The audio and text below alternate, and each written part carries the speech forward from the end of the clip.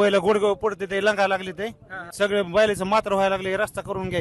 2 फुटाचा 2.5 फुटाचा खड्डा असल्याने रस्त्याची अवस्था आहे. रस्त्याचं लवकरात लवकर काम करावं शासन. माझं आज वय 35 आहे. 35 वर्षात हा रस्ता नव्यानं झालेला मी कधीच पाहिला नाही. आमचं म्हणणं आहे की बाबा तुम्ही आमचं रक्त घ्या, पण आम्हाला चांगल्या पद्धतीचं रस्ते या ठिकाणी उपलब्ध करून द्या. गुडघ्या एवढे खड्डे पडलेले आहेत आणि हे खड्डे साधे दुरुस्तही केले जात नाही. सामान्य माणसाला इथून तिथून त्यांच्या आनापाण्यात सगळं धुळीचं साम्राज्य निर्माण झालेलं आहे. कितीतरी महिला गाडीवरून पडलेल्या आहेत. त्या महिलांचं रक्त सांडून त्या महिलांचा जीव गेलेला आहे. मी सध्या माळा वैराग रोडवर उभा आहे. अत्यंत अशा प्रकारची अवस्था या रस्ते झालेली आहे. तुम्ही बघू शकताय. जरा दाखवा या रस्त्यांची अवस्था कशी झालेली आहे. मोठमोठे खड्डे पडलेले आहेत. अतिशय दयनीय अशा प्रकारची अवस्था या रस्त्याची झालेली आहे. रस्त्यात खड्डा की खड्ड्यात रस्ता अशी अवस्था या रस्त्याची झालेली आहे. विशेष म्हणजे 2 महत्वाच्या देवस्थानांना जोडणारा हा रस्ता आहे. माया पुढे हा रस्ता तुळजापूरला जातो आणि इकडे मागे शिखर शिंगणापूरला जातो. अत्यंत महत्वाचा असणारा हा रस्ता प्रशासनाने या रस्त्याकडे पूर्ण दुर्लक्ष केलेलं आहे आणि नागरिकांच्या आरोग्याला मोठ्या प्रमाणात धोका या रस्त्यामुळे निर्माण झालेला आहे. रक्तदान करत प्रशासनाचा निषेध या गावकऱ्यांनी या ठिकाणी केलेला आहे. आमचं रक्त घ्या पण रस्ता करा अशा प्रकारची मागणी या नागरिकांनी केलेली आहे. आम्हाला कळतं असं रस्ता असाच आहे. आज ही संविधान पद्धतीनं चालू आहे व्यवस्थित. उद्याच्याला JCB लावण्यात येईल. उद्याच्याला वाहनं ही सगळी पाक बंद करण्यात येतील.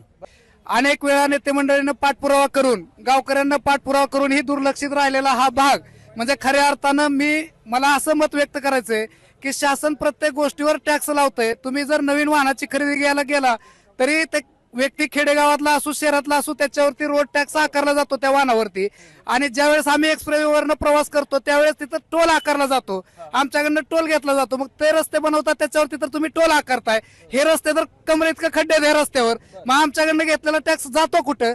माझं आज वय 35 आहे. 35 वर्षात हा रस्ता नव्यानं झालेला मी कधीच पाहिला नाही. आताच यांनी सांगितलं की आमच्याकडून मोठ्या प्रमाणात टॅक्स घेतला जातो आणि हा टॅक्स जातो कुठं अशी भावना इथल्या नागरिकांनी ग्रामस्थांनी व्यक्त केलेली आहे.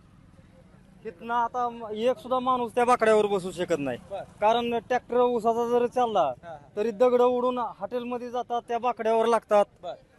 ही पूर्ण मुरुम्या बुरून घेतलेला आहे. काय मागणी काय आहे सरकार? हे रस्ताच क्लिअर करून द्यायचा त्यांना. अक्षरशः उंदरगाव पासून जामगाव पर्यंत अक्षरशः रस्त्यात खड्डे आहेत का खड्ड्यात रस्ता हे लक्षात येण्यासारखी स्थिती राहिली नाही. 2 महिने उलटून गेले देखील या ठिकाणी सार्वजनिक बांधकाम विभागानं वारंवार त्यांना आम्ही पाठपुरावा करून कॉल करून सांगितलं की बाबा रस्ता दुरुस्ती करून घ्या, परंतु त्यांनी या ठिकाणी उडवाउडवीची उत्तरं दिलेली आपल्याला दिसून येत आहेत. या ठिकाणी केवडच्या भैरोबा मंदिरापाशी नदी पास केल्यानंतर अक्षरशः गुडघे एवढे खड्डे आहेत. आतापर्यंत जवळजवळ 10-20 ट्रॅक्टर या ठिकाणी पडलेले आहेत. जवळजवळ मोटरसायकली असलेल्या 4 व्हीलर असलेल्या असे बरेच ऍक्सिडेंट झालेले आहेत. या ठिकाणी जीवही लोकांना गमवावा लागलेला आहे. येणाऱ्या काळात आम्ही रस्त्यावर अपघात झाल्यानंतर जर रक्त सांडण्यापेक्षा आमचं म्हणणं आहे की बाबा तुम्ही आमचं रक्त घ्या पण आम्हाला चांगल्या पद्धतीचं रस्ते या ठिकाणी उपलब्ध करून द्या. जर आज आम्ही या ठिकाणी रक्तदान आंदोलन ठेवलंय, जर येत्या 8 दिवसात हा रस्ता नाही झाला तर आम्ही रस्ता खांदून वाहतूक पूर्णपणे बंद केल्याशिवाय राहणार नाही. या रस्ता खराब झाला याच्या विरोधात एका दोन्ही डोळ्याने अपंग असणारा मालोजी चव्हाण म्हणून हे ग्रामस्थ आहेत यांनी याच्या विरोधात आंदोलन केलेलं आहे. माझं रक्त घ्या पण रस्ता करा अशा प्रकारे त्यांनी मागणी केलेली आहे. सांगा. आता हा रस्ता केवड ते जामगाव 4 किलोमीटर अंतर आहे. या 4 किलोमीटर अंतरात आता 1.5 महिना झाला ऊसाचा सीझन चालू झालेला आहे. तर या 4 किलोमीटर मध्ये कमीत कमी 2 डझन ट्रॅक्टर पडले असतील. म्हणजे शेतकऱ्यांचा एका ट्रेलर मध्ये 15 ते 16 टन ऊस असतो, असे 2 ट्रेलर.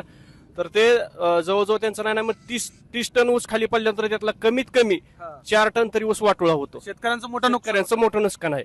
प्लस मध्ये ट्रॅक्टर वाहनांचं मोठं नुकसान आहे. आणि त्या टायमाला जर कोण साईडने 2 व्हीलर चालली असेल किंवा जनावर असतील तर ते नुकसान झालं तर याला जबाबदार कोण आहे? हे प्रशासनच आहे. कारण की हे आता दिसत असून आंदोलन झालेलं आहे सरकारी. कारण की आता इथून येता जाता अधिकारी जातात किंवा राजकीय नेते जातात पण कुणाचंही याच्याकडे लक्ष नाही. शेतकऱ्यांचं देणं घेणं नाही. आता यांचं फक्त एकच चाललेलं आहे, आमचं आता इलेक्शन आलेलं आहे त्याच्याकडे लक्ष द्यायचं. सर्वसामान्याकडे कुणाचंही लक्ष नाहीये. खड्डे पडले की रस्ता दुरुस्तीसाठी आम्ही झाडे लावतोय, परंतु PWDचे अधिकारी ह्याकडे दुर्लक्ष करत आहेत. वारंवार रस्त्यावरती खड्डे असून सुद्धा वाहनधारकाला 2 व्हीलर 4 व्हीलर किंवा शाळेतील लहान मुलांना ह्या धुळीचं साम्राज्य असल्यामुळं नाकातोंडाचे घशाचे आजार होत आहेत. आता तुम्ही पाहताय बघा इथं समोरच खड्डे असल्यामुळं ऊस 1 टनभर ऊस पडलेला आहे हे वास्तव शासनाला दिसत नाही का? मोठ्या प्रमाणात विद्यार्थी सुद्धा या रस्त्यावरून ये जा करतात. माझ्यासोबत काही शिक्षक आहेत.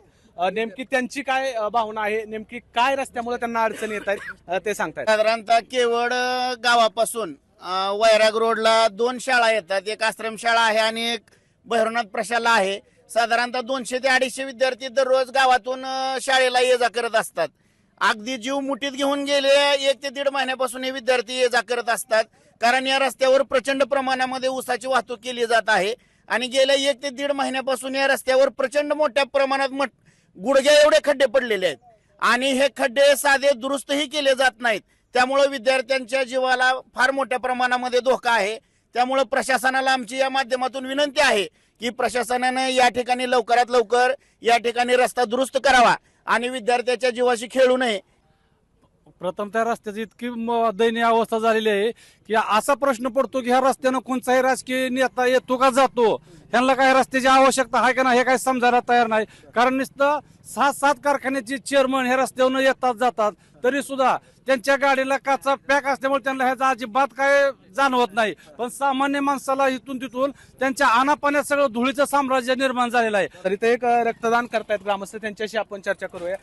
आज तुम्ही रक्तदान करताय, नेमक्या तुमच्या भावना काय आहेत, काय अवस्था आहे रस्त्याची? आज गेली सातत्यानं 2 वर्ष झाले या रस्त्याचा पाठपुराव्यासाठी वारंवार शासनाकडे विनंती करतोय, पण कुठल्याही प्रकारचं शासन दखल घेत नाही. म्हणून आज आम्ही प्रत्यक्ष इथंच थांबल्यानंतर बघितलं, पाहिलं महिला कितीतरी महिला गाडीवरून पडलेल्या आहेत. त्या महिलांचं रक्त सांडून त्या महिलांचा जीव गेलेला आहे. म्हणून आज आम्ही मोठ्या प्रमाणात शासनाला एकच विनंती करतोय की आम्ही आज रक्तदान करून आंदोलन करतोय. भविष्य काळात या 8 दिवसात जर रस्त्याचं काम नाही मार्गी लागलं तर आम्ही पूर्ण रस्ता खांदून बंद करण्यात येईल, एवढीच विनंती आहे शासनाला. आताच आपण बघितलं की पुढच्या 8 दिवसात जर रस्त्याचं काम नाही झालं तर मोठ्या प्रमाणात आम्ही या ठिकाणी मोठं आंदोलन उभारू. अशा प्रकारच्या व्यथा असतील, अशा प्रकारच्या अडचणी इथल्या ग्रामस्थांनी, नागरिकांनी, शेतकऱ्यांनी व्यक्त केलेल्या आहेत. माड्याहून गणेश लेटके, एबीपी माझा. एबीपी माझा, उघडा डोळे बघा नीट.